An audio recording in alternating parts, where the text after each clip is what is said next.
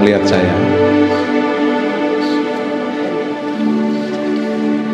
Saya melihat orang yang haus dan lapar di tempat ini. Kalian pingin Tuhan lebih dari apapun. Dan saya berdoa, suatu saat tempat ini gak muat dengan orang-orang yang haus dan lapar.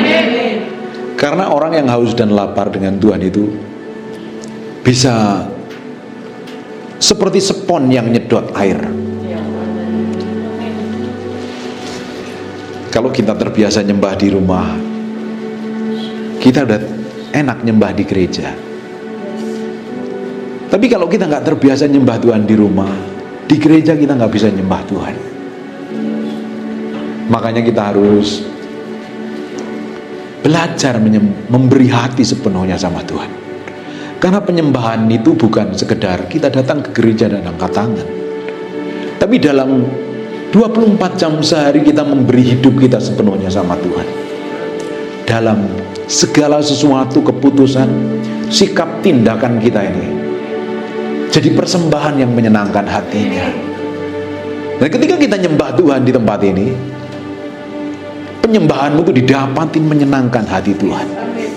Ketika penyembahanmu didapatin menyenangkan hatinya, Dia akan manifestasikan pribadinya.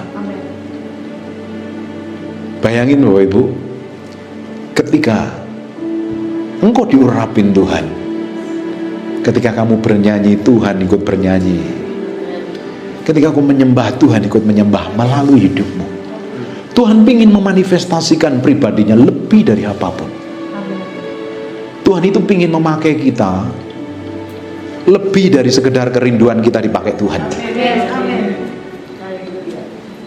Semakin kita memberi diri, memberi hati, Tuhan akan bawa kita ke dalam level kehidupan yang berbeda. Amin. Jadi melakukan segala sesuatu, sekalipun tidak dilihat orang, sekalipun tidak dipuji orang, sekalipun nggak dapat pengakuan dari orang, yang kamu lakukan di tempat tersembunyi itu, suatu hari engkau akan dibawa di tempat umum dan menjadi dampak bagi banyak orang. Karena terang, orang yang menyalakan pelita, tidak mungkin pelita itu ditaruh di bawah gantang. Pelita itu ditaruh di tempat untuk menerangin banyak orang.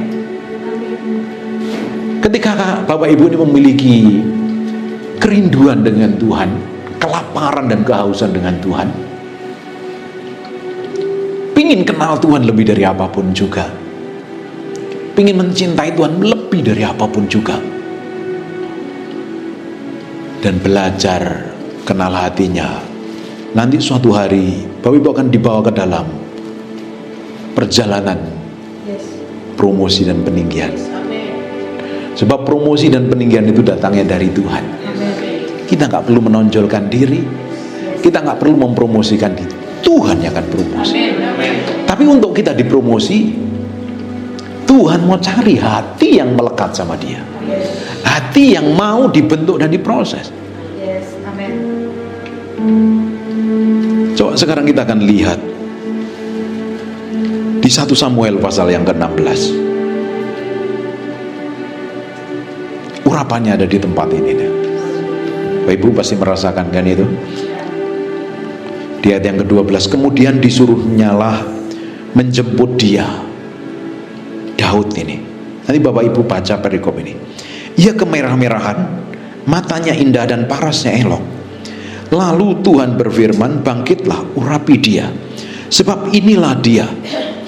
Lalu selalu apa yang terjadi? Di ayat yang ke-13-nya, Samuel mengambil tabung tanduk yang berisi minyak itu dan mengurapin Daud di tengah saudara-saudaranya. Sejak hari itu dan seterusnya berkuasalah roh Tuhan atas Daud. Lalu berangkatlah Samuel menuju Rama. Kejadian ini sudah surga tetapkan, padahal dia masih kecil. Kenapa kok dia diurapin, dipilih menggantikan Saul? Kalau Bapak Ibu baca nanti di Kisah Para Rasul, ketika Saul ditolak Tuhan, instan surga ngambil keputusan cari penggantinya, namanya Daud. Kenapa kok Daud diurapin Tuhan? Lihat sikap hatinya, bukan orang sempurna ini, Nanti baca seluruh perjalanannya Daud ini banyak kelemahan. Dia selingkuh, dihabisin suami selingkuhannya, dihamilin istri orang, bahkan sampai masa tuanya dia pingin selimut perempuan yang cantik untuk menghangatkan badannya. Tapi lihat sikap hatinya ini dari muda dia tidak dianggap oleh orang tuanya, bahkan saudara-saudaranya menyepelekan dia. Tapi sikap hatinya luar biasa. Bahkan ketika dia bikin kesalahan, ditegur pun dia mau terima teguran itu. Hatinya lembut. Orang yang hatinya lembut itu bukan ngomongnya kelemar-kelemar, belagak ngomongnya santun. Orang yang hatinya lemah lembut itu, ketika dia bikin kesalahan, ketika dia bikin dosa, dia cepat sadar diri dan ambil keputusan untuk berubah dan bertobat. Itu yang Tuhan senang. Tapi kalau kita perhatikan, banyak tokoh-tokoh yang hebat di dalam Alkitab itu. Bileam bikin kesalahan, ditegur, bahkan pakai keledainya, nggak sadar. Saul bikin kesalahan, ditegur, nggak sadar. Ujung mereka akan binasa. Nah, hari ini yang jadi masalahnya, ketika Bapak Ibu ditegur, apa responmu? Kamu marah-marah, kamu membela diri pakai ayat firman Tuhan, kamu cari alasan 1000 macam alasan, atau kamu menyerahkan hatimu sepenuhnya sama Tuhan? Bayang, Daud diurapi pada waktu masih muda, sekitar umur 16 tahun. Dan untuk digenapi dia menjadi raja, dibutuhkan dia umur 30 tahun. Jadi 16 ke 30 berapa tahun ya? 14 tahun.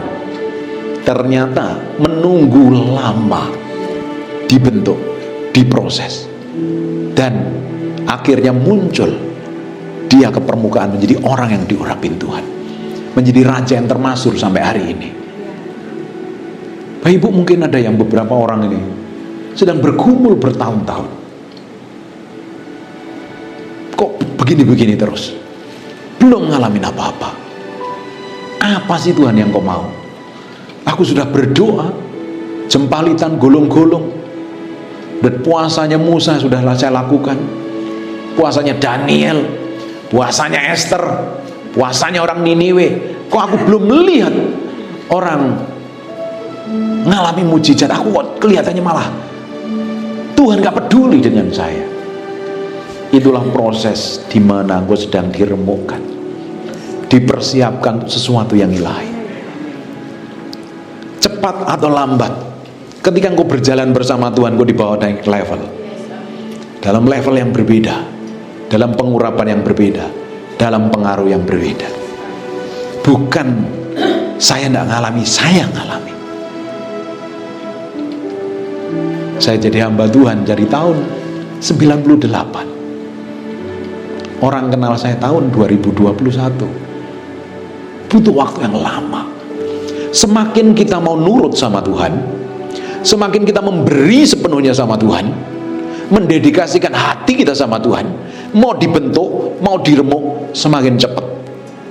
Alkitab katakan, penawai baru dibajak langsung dituai. Ada masa percepatan di akhir zaman ini. Karena apa? Waktunya sudah tidak lama lagi. Dibutuhkan orang-orang yang mau diremukkan, dibentuk, memiliki kehausan dan kelaparan sama Tuhan. Karena banyak orang datang kepada Tuhan hanya pingin sesuatu, pingin mendapatkan sesuatu. Dan hari ini dicari orang-orang yang pingin kenal hatinya, pingin kenal tujuannya, pingin kenal pribadinya.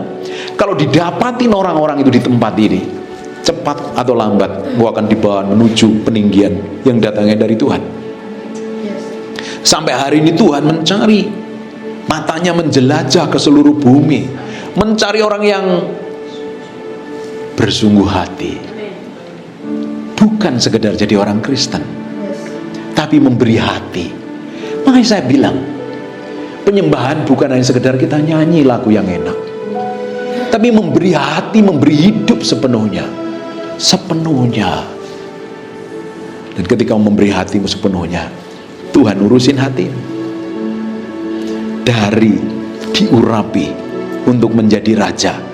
Dia pikir dia potong lehernya Goliat jadi mantunya raja. Wah, mendekatin istana ini, bentar lagi aku menjadi raja. Bahkan berkali-kali Daud bisa loh ngambil keputusan dengan cara yang paksa menggantikan Saul, karena Saul tahu ditolak Tuhan, tapi dia tidak pernah lakukan. Itu loh hati yang seperti itu loh. Tidak heran di Kisah Para Rasul dia dipromosi Tuhan, orang yang paling berkenan di hatinya. Bukankah kita ingin didapati menjadi orang yang berkenan di hadapan Tuhan? Ku renungkan firman-Mu siang dan malam, ku pegang perintah-Mu dan ku lakukan. Engkau tahu ya Tuhan tujuan hidupku hanyalah untuk menyenangkan hati-Mu. Dengerin lagu ini ngomong begini. Tuhan, Engkau tahu hari ini tujuan hidupku hanya pengen nyenengin hati-Mu. Dalam hal apa menyenangin hati Tuhan? Apakah datang sekedar ibadah? Bukan. Memberi hidup, memberi hati, memberi pikiran, pikul salib, sangkal diri, mati daging. Daud ngalami perjalanan permukaan yang berat sekali. Bayangin, setelah dia jadi mantunya raja, ikut mertuanya berperang, karena dia disertain Tuhan. Powerful sekali. Di ayat yang ke-13 kan ngomong begini, Samuel mengambil tabung tanduk yang berisi minyak itu dan mengurapin Daud di tengah-tengah saudara-saudaranya. Saudara-saudaranya gak dipilih, tapi Daud yang dipilih. Sejak hari itu dan seterusnya berkuasalah roh Tuhan atas Daud. Sejak diurapi, Roh Kudus berkuasa atas dia. Lalu berangkatlah Samuel ke Rama. Kisah Para Rasul katakan seperti ini, kalau Roh Kudus turun ke atas kamu, kamu akan menerima kuasa. Dan hari ini kita ini orang yang dipenuhi Roh Kudus. Di dalam dirimu ada kuasa. Harusnya apa yang kamu pegang, apa yang kamu kerjakan, Tuhan sertai dan Tuhan bikin berhasil. Amin. Jadi tidak ada alasan orang nangis, merengek, stres, bingung dan kacau.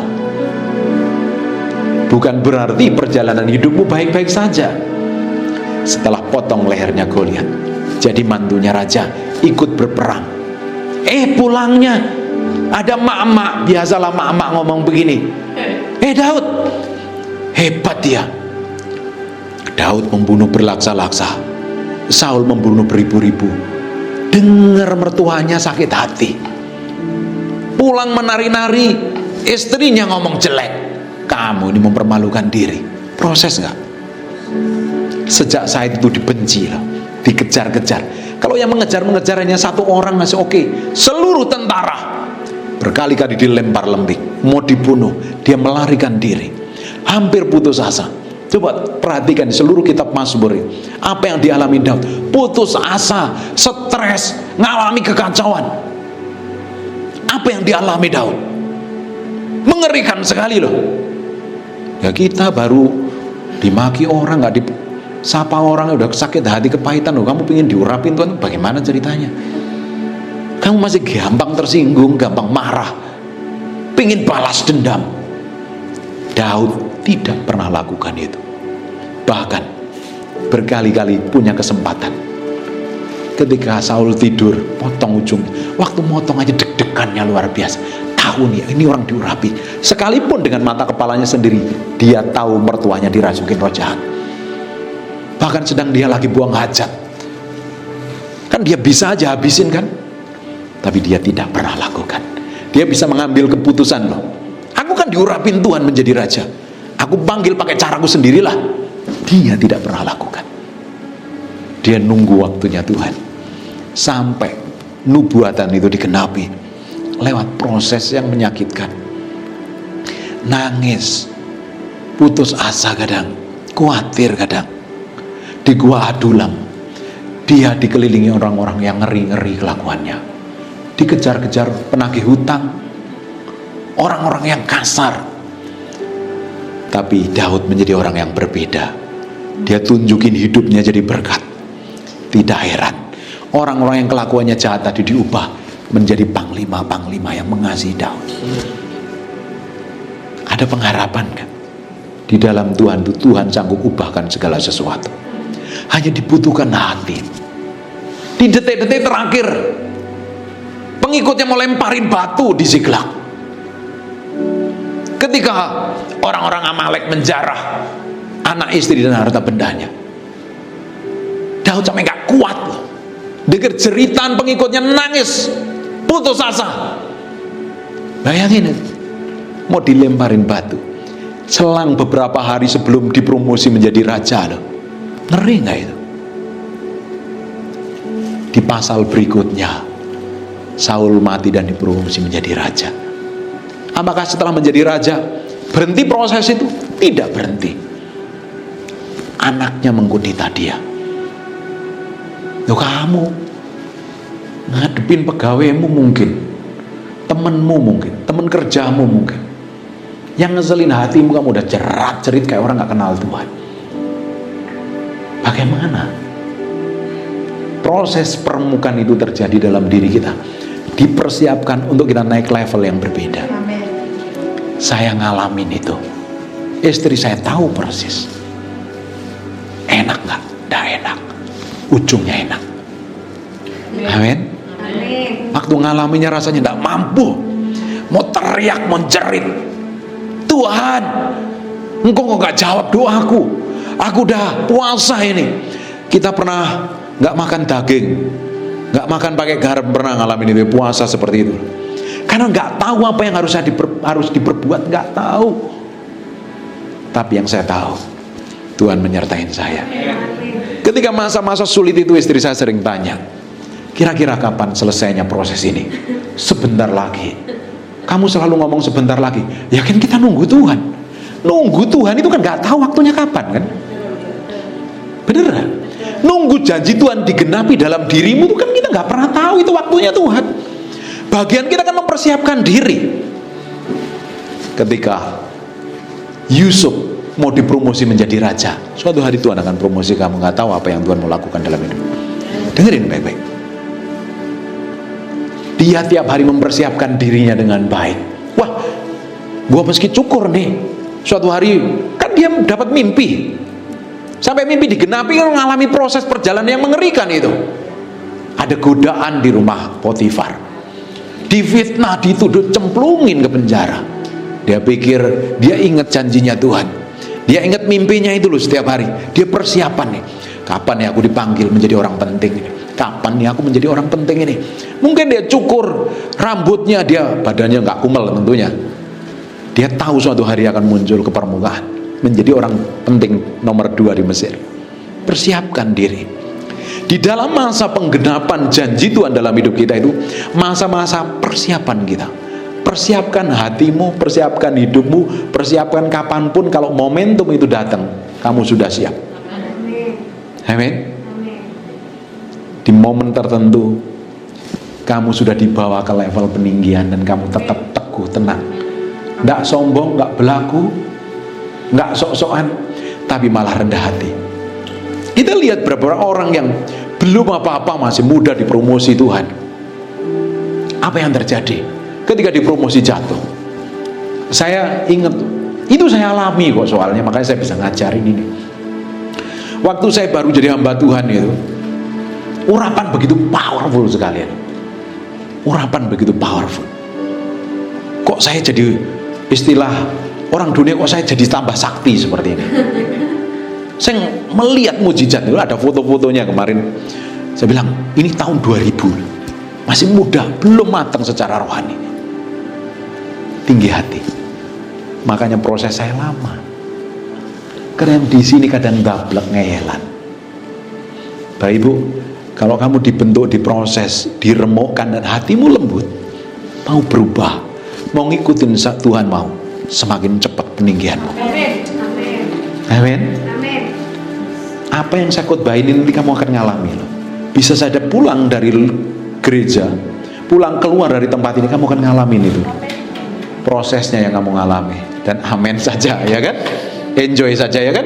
Amin. Nanti ada orang-orang yang akan meremukkan kamu.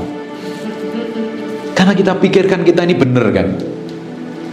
Kita ini kepikir kalau udah mengalami hadirat Tuhan, itu kayaknya kita ini paling berkenan sendiri. Benar nggak? Merasa paling hebat. Tapi Tuhan kan selidikin sampai kedalaman batin kita. Kalau didapatin tidak benar, itu yang dicabut. Dan yang dipakai nyabut adalah orang yang paling dekat dengan kamu. Senyum dulu. Katakan yes gitu.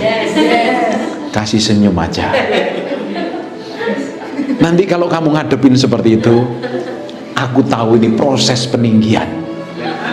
Daud yang dipakai mertuanya, orang yang dia pikir, wah dia sayang nih sama aku, dipakai Tuhan meremukkan. Yusuf yang dipakai saudaranya, dimeremukkan. Tuannya dipakai untuk memfitnahnya, cemblosin penjara.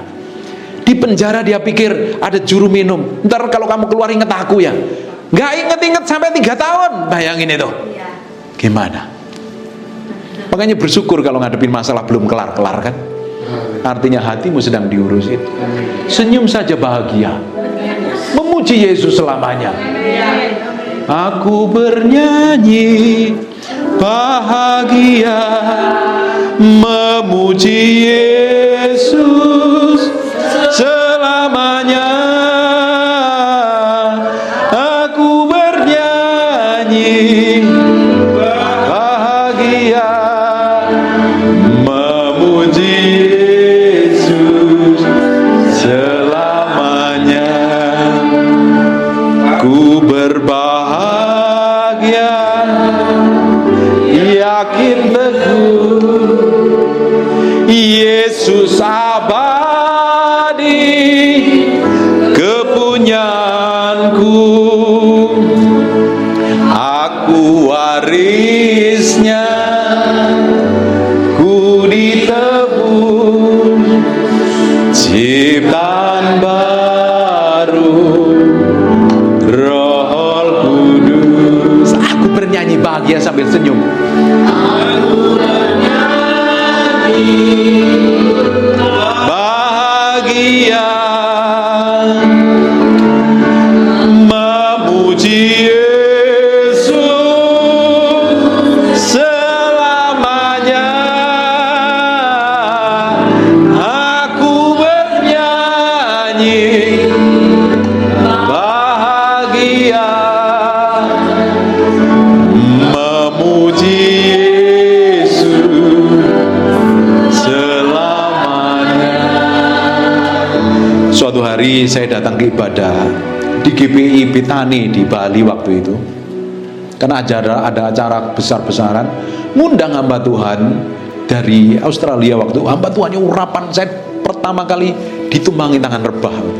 Saya belum bertobat loh waktu itu, setengah bertobat, tahun 96. Tahun 96 ada ibadahnya, saya masih ingat, di Hotel Radisson Sanur Bali, di hall gede yang datang ramai sekali. Dan waktu itu hamba Tuhan itu nubuatin, saya tahu persis itu nubuatan buat saya. Suatu hari ada anak muda, waktu itu saya masih umur belasan tahun kalau nggak salah, belasan tahun. Tahun 96 saya umur berapa ya? Saya lahir tahun 77, waktu itu tahun 96, umur berapa kira? Saya lahir tahun 77, saya baru umur 19 ya. Matematikanya pintar nih, jago ngitung duit kelihatannya ibu. Waktu itu dia nubuatin, ada anak muda, suatu hari engkau akan dipakai Tuhan. Kata-katamu akan memberkatin banyak orang, bla bla bla bla, banyak sekali lah. Saya tahu itu buat saya. Digenapinya dari tahun 96, tahun 2021. Sepanjang tahun itu perjalanan difitnah ya, dicaci maki ya, apalagi netizen mengerikan kalau caci maki. Aduh, ngeri lagi. Loh, kemarin baru kelar ibadah sama Pak Jeffer ini, saya lihat komentarnya menyakitkan sekali. Ya, enggak apa-apa lah, enjoy lah. dituduh, difitnah, ngalami kekurangan, ngalami bangkrut. Wah, ngeri lagi. Istri saya waktu kita baru nikah itu, saya dihajar oleh pemimpin saya sendiri. Ngeri. Makanya orang kalau insecure ya, itu karakternya jelek. Pemimpin saya waktu itu insecure. Padahal saya juga nggak pingin ngerebut jabatannya. Loh, saya ini siapa? Wong, saya ini anaknya penjual pisang di Malang. Saya ini kan lahir dari Malang. Emak saya, ibu saya itu jualan di pasar.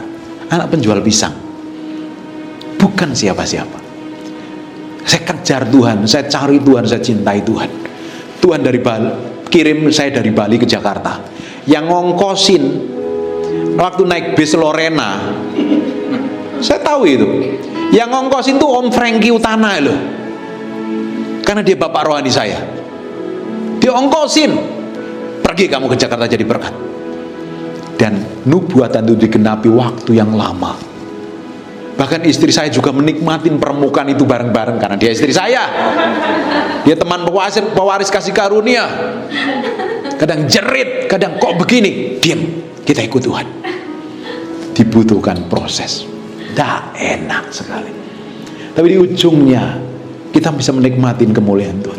Hampir setiap hari saya terima laporan, Pak, thank you ya. Keluarga aku dibolehkan, aku dijamah Tuhan, itu upah saya dari diremukkan. Suatu hari, Bapak Ibu semuanya ini, akan ada orang datang kepadamu. Ketika orang itu dan bermasalah datang kepadamu, jak ngobrol, dia pulang dibolehkan. Powerful. Amin. Bukankah Daud di ujungnya jadi raja yang terbesar? Bukankah ujungnya Yusuf menjadi orang nomor 2 di Mesir yang menyelamatkan keluarganya? Tidak pernah taruh kepahitan dan sakit hati loh dia. Bener kan? Bisa saja kan dia balas dendam. Bener apa enggak?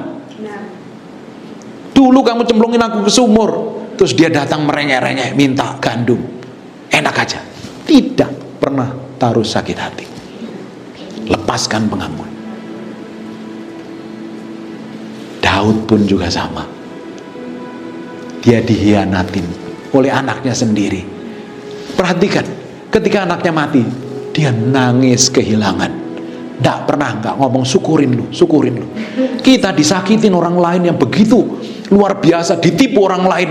Ada beberapa orang Kristen yang berdoa karena suaminya tidak bertobat-tobat karena nyakitin, terus berdoa, Tuhan kalau bisa panggil dia, katanya. Ada konseling sama saya udah capek Tuhan. Bahkan ada orang yang karena gemes, karena disakitin orang lain, Tuhan kalau bisa kirim petir menyambar kepalanya. Lah kayak apa ini kayak begini. Tapi kita orang berbeda. Justru kita memberkati orang yang menyakitin kita. Karena itu diizinkan Tuhan untuk meremukkan kita, membentuk kita. Paulus pun sejak mengalami Tuhan sampai dia jadikan rasul, butuh waktu. Ikut Tuhan itu tidak ada yang instan, by proses. Ngikutin waktunya Tuhan, ngikutin caranya Tuhan, ngikutin maunya Tuhan. Baru step by step kita didapati menjadi orang dipercaya, bisa dipercaya. Seperti perumpamaan tentang uang mina atau talenta itu, yang 5 dikembangkan jadi 10, yang 2 jadi 4, baru dipercayakan. Di ujungnya apa? Tuhan ngomong begini, karena kamu bisa dipercayakan 5 jadi 10, kelolalah 10 kota. Punya pengaruh enggak? Untuk kita memiliki pengaruh, otoritas dan kuasa, engkau harus diremukkan. Sehingga hatimu ini tidak sombong, nggak belagu. Karena banyak orang yang punya pengaruh besar, dipercayakan lebih besar, uang yang lebih gede, dipercayakan pelayanan lebih besar, tiba-tiba lupa daratan dan lupa lautan. Dia perlu minum antimu kayaknya. Ngawang, jalannya ngawang-ngawang, nggak pernah nginjek bumi. Orang Kristen itu nginjek bumi, amin. Sadar, ternyata kita butuh Tuhan, ternyata kita perlu Tuhan. Karena di luar Tuhan kita tidak bisa berbuat apa-apa. Amin. Nanti kalau ketemu suamimu yang kelakuannya gak antik, bilang begini ya, engkau itu luar biasa, spesial dikirim dari surga. Loh, kok bisa begitu? Membentuk aku jadi berlian. Katakan amin. Amin.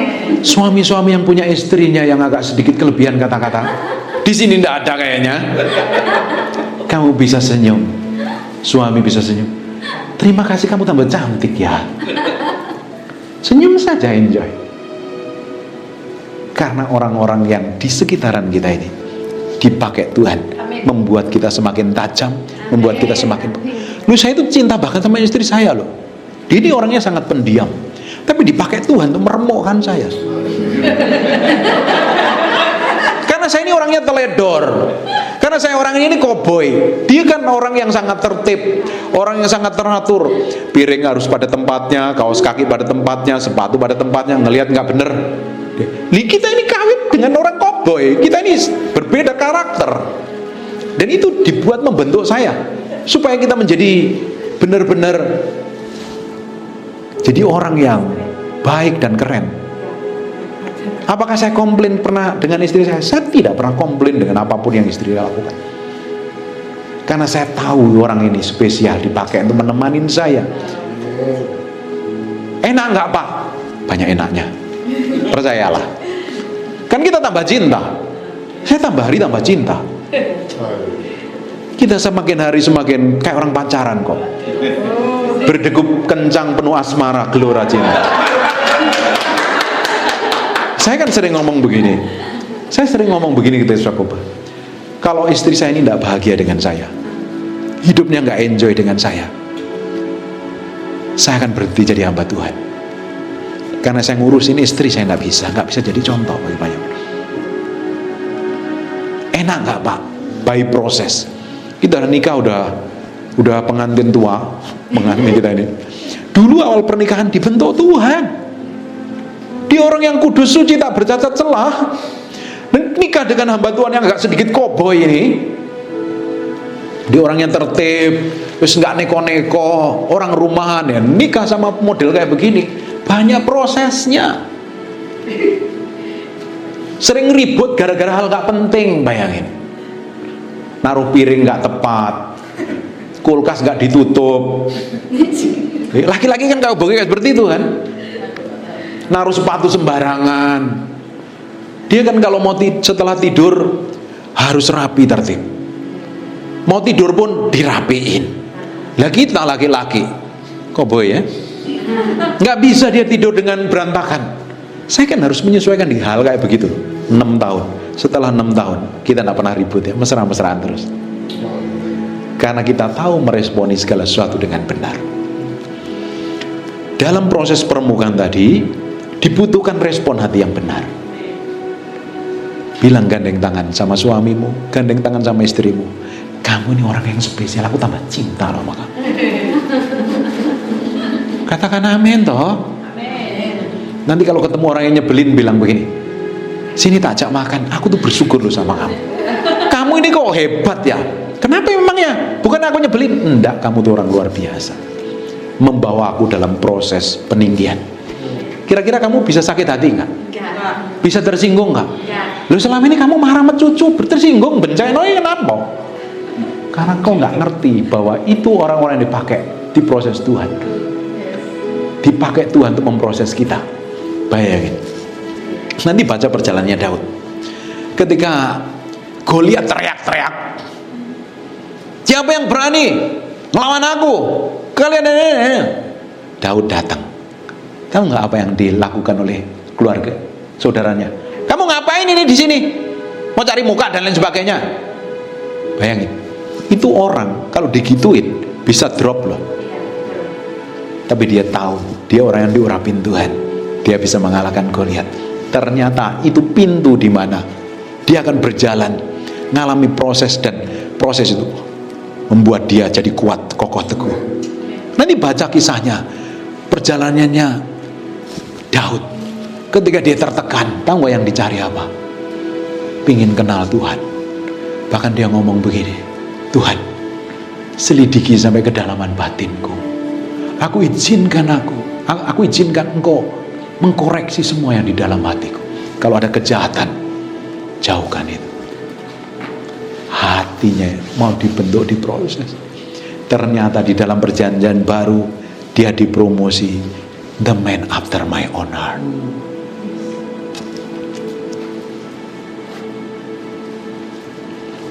Amin. Sekarang kita lihat di Kisah Para Rasul.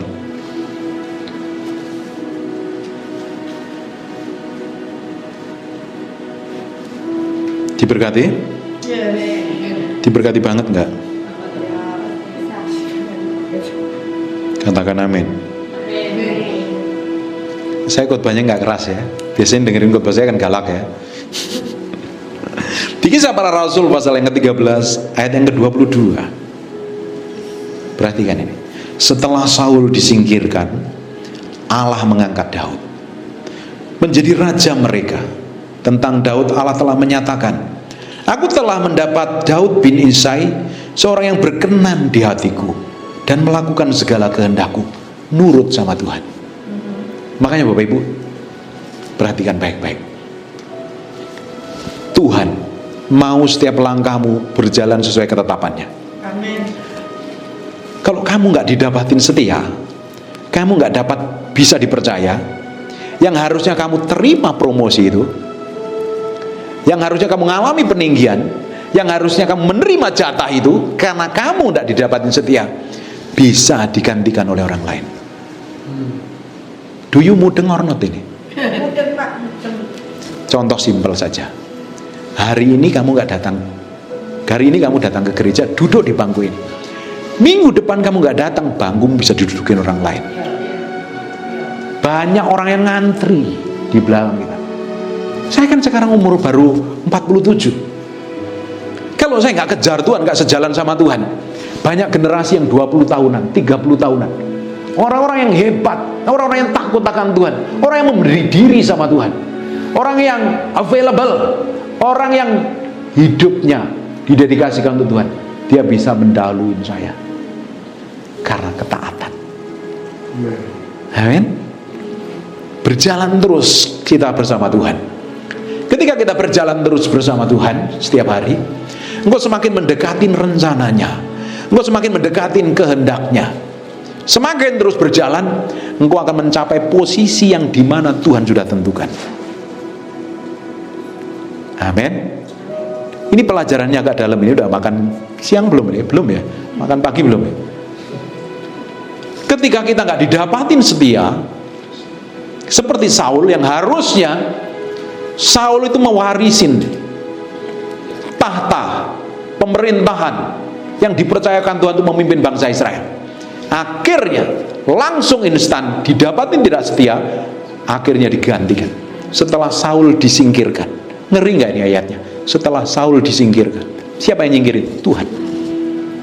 Ketika kamu nggak didapatin setia, kamu masih pentingin egomu, kamu pentingin emosimu, kamu pentingin amarahmu, kamu pentingin keinginan mata dan keinginan dagingmu. Harusnya kamu terima jatah, kamu nggak terima jatah. Ada orang di belakang kita yang lebih memberi diri. Dan saya berdoa, hari ini ada orang-orang di tempat ini, engkau berjalan step by step, semakin berkenan, semakin berkenan, semakin diurapi. Orang Kristen itu mesti bayar harga. Banyak orang ngomong begini, kan yang bayar harga Yesus, terus ngapain kita? Bayar hargamu, pikul salib, sangkal diri, bangun keintimanmu dengan Tuhan setiap hari. Nanti lihat, saya mau lihat ya, setiap hari kamu mendedikasikan hatimu sama Tuhan, kamu membangun hubungan. Saya tahu ini orang sibuk semua, ini pengusaha mukanya nih, suka ngitung duit semua soalnya. Kamu beri waktumu 2 jam, 3 jam setiap hari. Nanti lihat 2 tahun, 3 tahun ke depan, Tuhan mau lakukan apa dalam hidup. Powerful. Rasul Paulus ketika di satu tempat, dia 3 tahun di sana memuridkan, mendewasakan, baru dia pergi. Didapatin rumahnya dewasa, dia pergi. Ketika hari ini kamu didapatin dewasa, semakin bisa dipercaya Tuhan, memiliki hubungan kedalaman Tuhan. Powerful itu. Kan pingin pengurapan kan? Semuanya pingin diurapin Tuhan kan? Pingin orang yang di dekatmu mengalami Tuhan kan? Kamu perlu berendam di dalam hadiratnya, bahasa saya. Duduk diam gak pingin apa-apanya, pingin Tuhan. pingin Tuhan toh, nggak pingin diberkati, nggak pingin apa-apa, hanya pingin kenal hatinya. Yes, amin. Mengenal hatinya. Kamu mengenal hatinya, kamu kenal dirimu sendiri. Ada hal yang harus dicabut, ada hal yang harus disempurnakan dalam diri kita. Responmu, sikapmu, tindakanmu semakin hari semakin mengasihi Tuhan, semakin mencintai Tuhan. Orang kan pingin berdampak pakai kekuatanmu sendiri, capek dan lelah. Kamu pingin mempengaruhi orang lebih baik, tidak bisa. Karena di luar Tuhan kita tidak bisa berbuat apa-apa. Butuh Tuhan yang manifestasi melalui hidup kita. Amin, yes. Baik Ibu, semakin kita memiliki hubungan yang dalam dengan Tuhan, keintiman, karena ini semua isi khotbah saya kan pikul salib, sangkal diri, dan membangun keintiman. Orang yang mati terhadap dirinya sendiri semakin mencintai Tuhan dan mengasihi Tuhan, dan Tuhan akan semakin manifestasi dalam hidupnya. Yes, amin. Orang itu bisa melihat kuasa, otoritas, kelakuan, sikapnya. Tuhan kan pingin memanifestasikan pekerjaannya, pribadinya melalui diri kita. Yes, Lewat sikapmu, tindakanmu, perbuatanmu. Makanya orang Kristen bukannya sekedar ibadah di gereja, tapi 24 jam sehari kamu memiliki hubungan, keintiman, kedalaman. Manifestasinya, sikapmu, tindakanmu, perbuatanmu mencerminkan tindakannya Tuhan, perbuatannya Tuhan, perkataannya Tuhan. Amin. Orang akan melihat hidupmu semakin hari menyerupai Kristus, dan tentunya apa saja yang dipegang tanganmu Tuhan akan buat berhasil. Pengen seperti ini?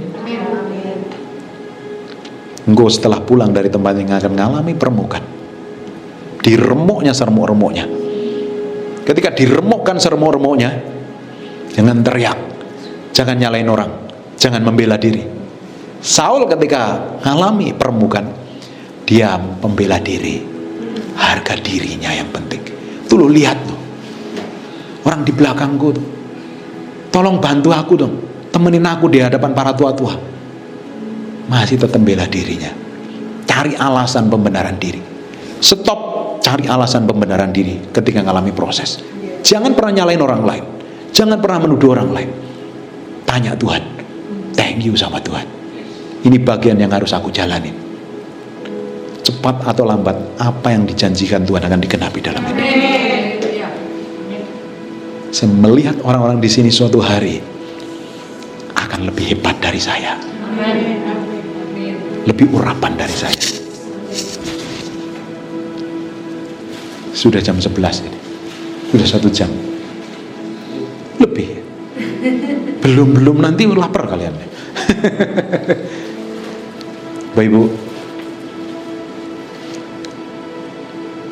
ternyata ya, kalau kita ini didapati memiliki hati yang mau dibentuk di proses Tuhan, itu tidak enak. Ngikut Tuhan itu awalnya tidak enak, ujungnya yang enak. Amin. Karena apa? Pikul salib, sangkal diri, mati daging. Kamu akan nangis. Semua orang suka di depan sini loh, dapat pujian, dapat pengakuan. Banyak orang Kristen suka di keramaian, sukanya ngumpul-ngumpul. Banyak orang Kristen lebih suka di depan media sosial, habiskan waktu berjam-jam. Tapi orang yang mencintai Tuhan, mengasihi Tuhan, mendedikasikan hati, dia bayar harga, menyendiri dengan Tuhan. Bapak Ibu, semakin cinta Tuhan, semakin kau memiliki hubungan kedalaman dengan Tuhan. Enggak suka keramaian yang gak penting. Kamu ketika kamu sendiri, kamu intim dengan Tuhan. Benar apa enggak? Orang suka ngumpul, ayo ngafe, ngomong ngalor ngidul nggak jelas. Apalagi kumpul ibu PKK, ya boleh lah kumpul ibu PKK. Kumpul sama teman, oke, bangun sosial, bangun hubungan dengan orang lain harus. Tapi ketika kamu sendiri, kamu memiliki hubungan yang dalam, komunikasi dengan Tuhan, bergaul dengan Roh Kudus, lama-lama dia akan manifestasi melalui hidup. Amin. Bangkit berdiri sama-sama.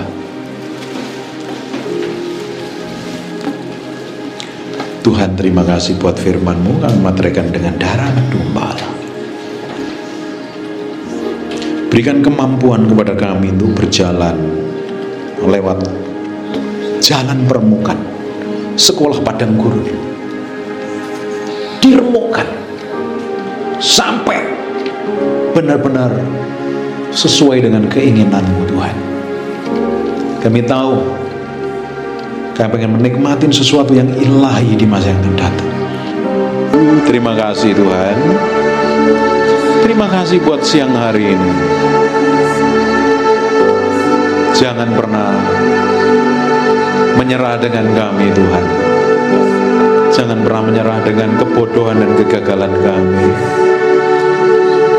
Dapatin hati kami ini mau dibentuk, diproses. Respon kami benar, berjalan seperti yang Kau mau. Sampai garis akhir kami didapati menjadi orang kesayangan-Mu. Terima kasih Tuhan. Terima kasih.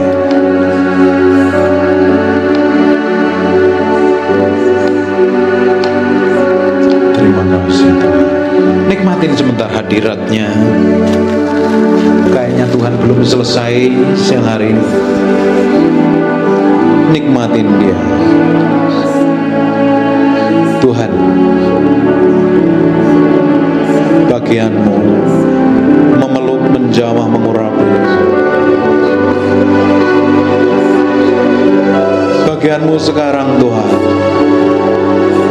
Nana-namo inamo rialama sinanamu. Kau disembah Tuhan. Engkau disembah. Engkau disembah. Oh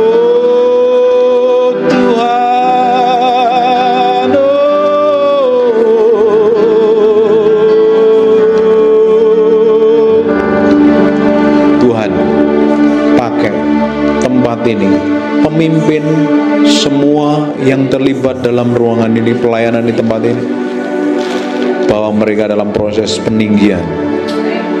Beri pengaruh yang lebih besar. Engkau tahu loh, orang-orang di tempat ini haus dan lapar Tuhan. Pakai mereka Tuhan. Kerjakan sesuatu yang ilahi dalam hidupnya. Kerjakan sesuatu yang ilahi dalam hidupnya. Mulai hari ini, semua pemimpin dalam ruangan ini Tuhan bawa dalam level yang berbeda, dalam pengurapan yang berbeda, dalam hikmat yang berbeda, dalam karakter yang semakin serupa dengan Kau. Terima kasih buat hadirat-Mu, terima kasih buat kehadiran-Mu. Kami kembalikan segala hormat pujian bagi Raja kami yang maha mulia, dalam nama Yesus. Haleluya. Jadi sebelum kita nyembah Tuhan itu, kita mesti membereskan yang di dalam hati kita, sehingga penyembahan kita itu berkenan di hadapannya. Karena banyak orang menyembah Tuhan hanya sekedar berbahasa lidah atau angkat tangan atau melakukan ya rutinitas. Tapi penyembahan itu keluar dari hati yang mengasihi Tuhan tentunya. Dari hati yang mencintai Tuhan. Sebab penyembahan yang lahir dari hati yang tulus dan murni mencintai Tuhan, penyembahanmu itu akan didapati menjadi penyembahan yang berbau harum dan berkenan di hadapan Tuhan.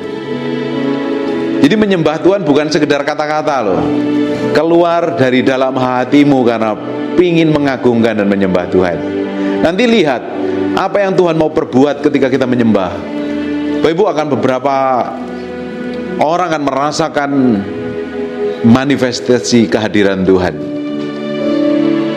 Jadi penyembahan itu didedikasikan untuk Tuhan. Amin.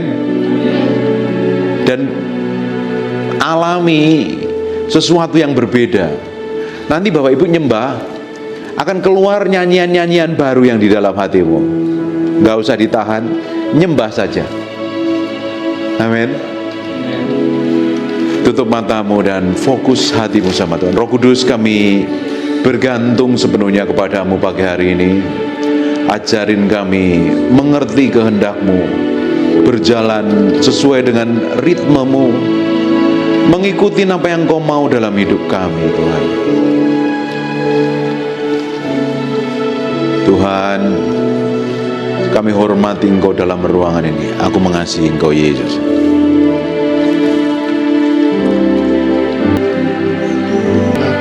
Mengasihi Engkau, Yesus, dengan segenap hatiku. Aku mengasihi Engkau, Yesus, dengan segenap jiwaku. Ku renungkan firman-Mu siang dan malam. Ku pegang perintah-Mu dan ku lakukan. Engkau tahu ya Tuhan, tujuan hidupku hanyalah untuk menyenangkan hati-Mu.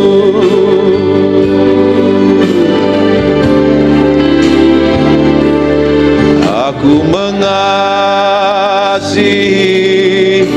Engkau, Yesus, dengan segenap hatiku. Aku mengasihi Engkau, Yesus, dengan segenap jiwaku. Ku renungkan firman-Mu siang dan malam. Ku pegang perintah-Mu dan ku lakukan. Engkau tahu ya Tuhan, tujuan hidupku hanyalah untuk menyenangkan hati-Mu.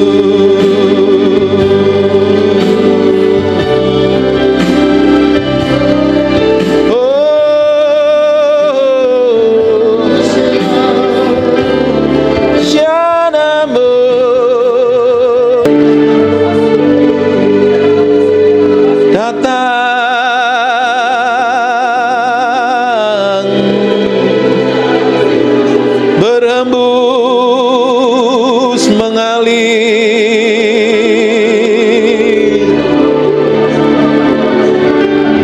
penuhi kami dengan hadirat-Mu.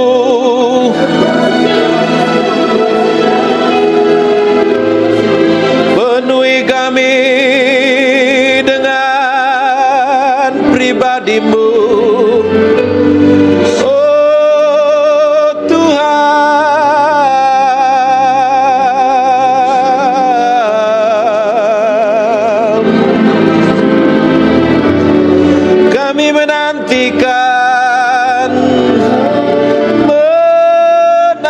Menantikan kuasa-Mu mengalir.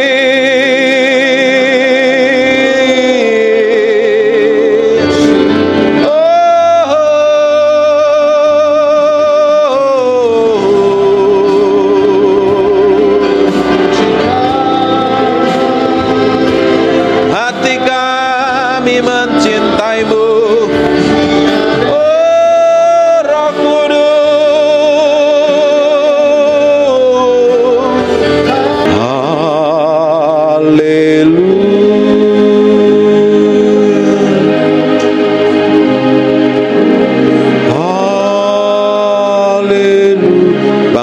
berdiri sama-sama nikmati urapannya. Haleluya.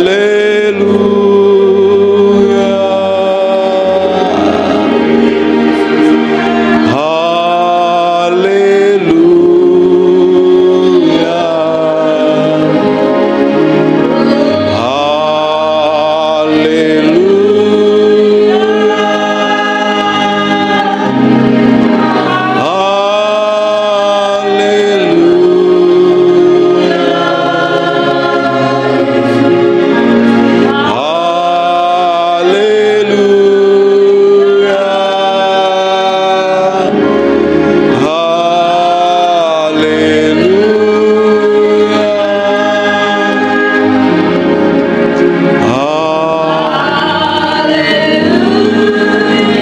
Nikmati hadirat Tuhan dan tenang dalam hadirat Tuhan.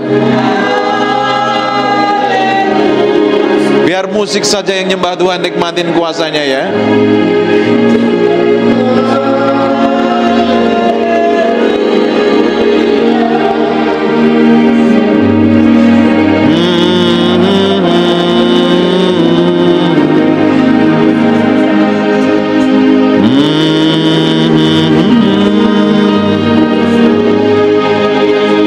Mareboko seko naramama tepoko narabaka deboko seke narama kotapaka nara.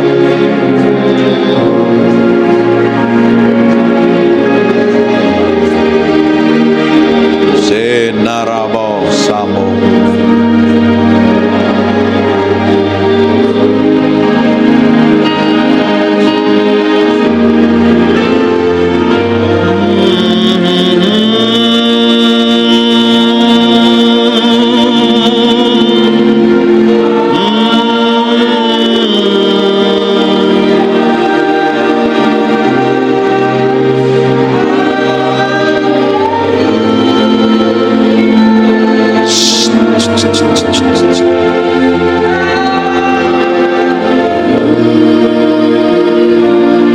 Nikmati ya. Roh Kudus, aku berdoa. Buka tanganmu doa-doa. Rabaka sheke noko baku ramandik. Sekarang Tuhan jamah setiap orang dalam ruangan ini.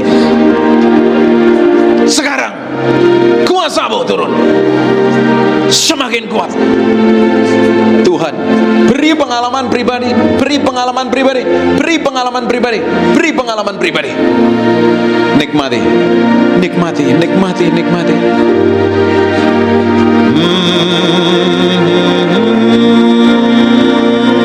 Make roboko sakane monta bakaraba. Tuhan, bagian-Mu sekarang Tuhan. Aku berdoa ada urapan yang seperti gelombang memenuhi orang-orang dalam ruangan ini. Sekarang Tuhan, sekarang Tuhan, bergerak Tuhan.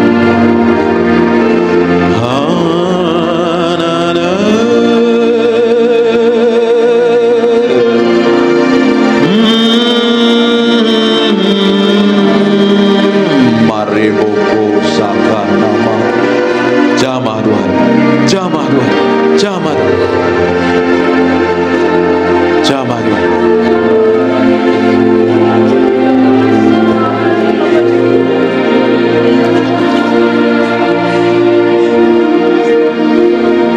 Tuhan, bergerak dalam pengurapan-Mu sekarang. Lihat orang-orang ini, rasa haus dan lapar.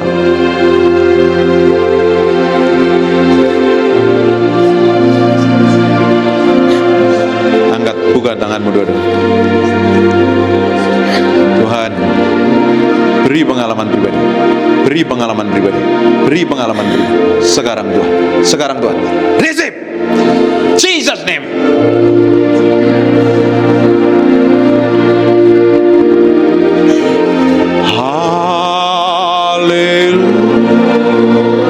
Tuhan jamah, Tuhan jamah, Tuhan jamah, Tuhan jamah, Tuhan. Kuasa-Mu mengalir dari ujung rambut sampai telapak kaki sekarang. Agak belakang dikit. Receive. Jesus name. Yang kedua-dua. Sekarang terima pengurapan ini ya. Tuhan, lihat orang yang haus dan lapar ini. Sekarang penuhi mereka dengan kuasa-Mu. Dan aku berdoa urapan itu semakin kuat.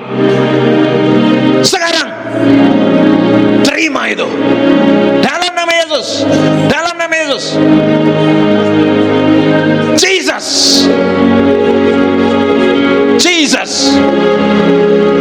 Ada urapan yang kuat yang mengalir dalam ruangan ini. Ada urapan yang kuat mengalir dalam ruangan ini. Dalam nama Yesus, dalam nama Yesus, dalam nama Yesus.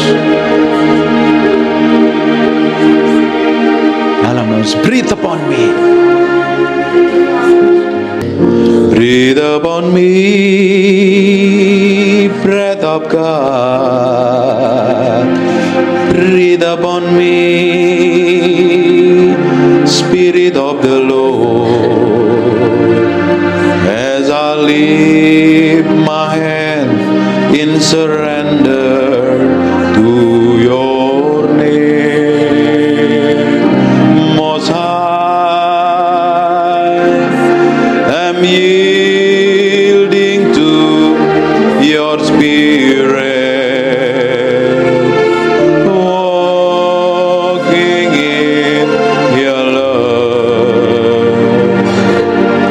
Jesus, I adore. Jesus, I adore. Jesus, I adore your holy name.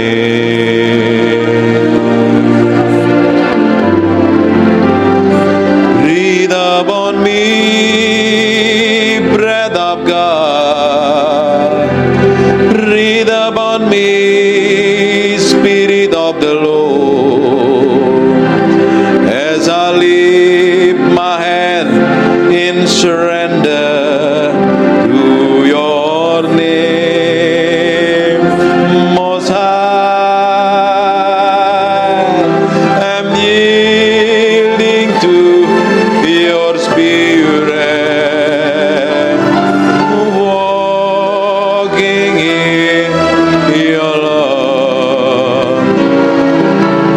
Jesus, I adore. Jesus, I adore. Jesus, I adore your holy name. Dipenuhi kemuliaan, dipenuhi kemuliaan, dipenuhi pujian. Kami berikan padamu, Tuhan, korban pujian. Kau saja yang suci, Kau saja yang layak. Kau layak terima glory. Yesus, Kau Tuhan, Kau saja yang suci, yang suci. Kau saja yang layak. Kau layak terima glory. Yesus, Kau Tuhan. Terima kasih Tuhan. Terima kasih Tuhan. Terima kasih Tuhan.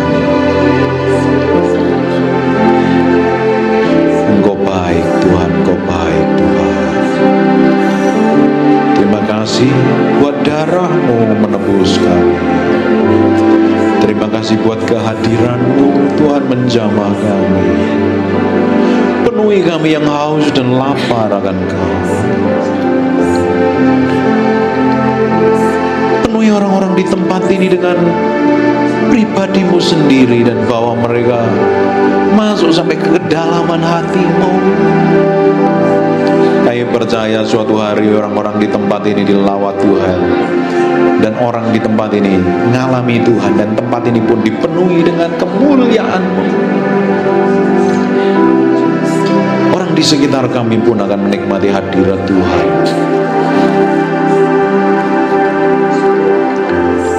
Siang hari ini kami berikan hati kami sepenuhnya untuk Engkau.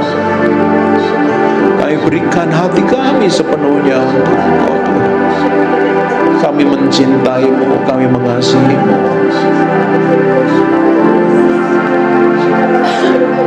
Terima kasih, Tuhan. Ramos.